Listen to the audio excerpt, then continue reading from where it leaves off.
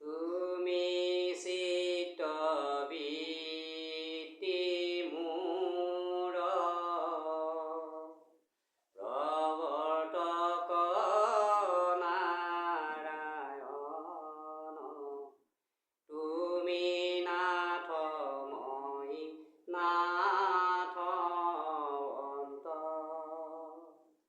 চৰণ ছত্ৰৰ ছায়া ইয়াক দূৰ কৰা মায়া, কৰা দয়া মোক ভগৱন্ত,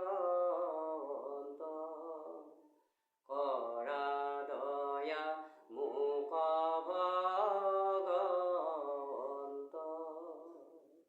কৃষ্ণ। জয় গুৰু শংকৰ।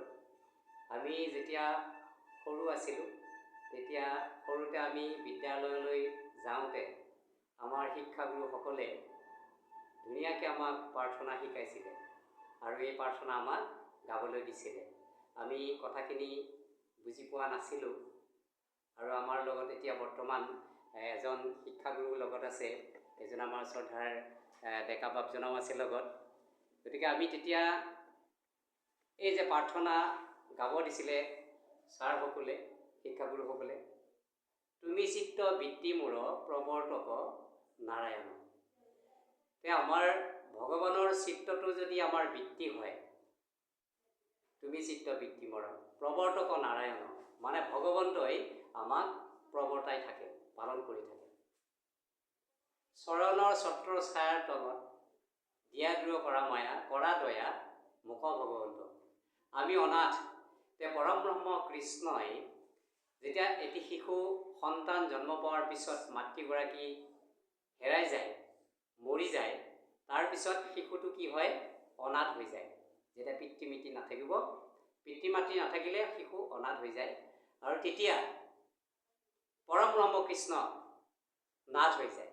গতিকে আমিবিলাকে অনাথ আৰু পৰম পিতা পৰমেশ্বৰ পৰম দেৱতা ভগৱন্ত আমাৰ নাথ। আৰু তেওঁ কি কৰে? আমি সমস্তবিলাক যেতিয়া আমি অৰ্পণ কৰি দিব পাৰোঁ ভগৱন্তৰ অভয় চৰণত, তেতিয়া আমি নাথ হৈ যাওঁ। অনাথৰ পৰা নাথলৈ পৰিৱৰ্তন হওঁ আৰু ভগৱন্তই চৰণৰ ছত্ৰৰ ছায়াৰ তলত, ছটক মানে চৰাইবিলাকে যেনেকৈ পোৱালীবিলাকক ৰক্ষণাবেক্ষণ দি ৰাখে, তেনেকৈ আমাক ভকতসকলক বা নৰমনুষ্যসকলক, জীৱবিলাকক ভগৱন্তই চৰণৰ ছত্ৰৰ ছায়াৰ তলত ৰক্ষণাবেক্ষণ দি ভৰণ পোষণ দি ৰাখে। কৃষ্ণ কৃষ্ণ।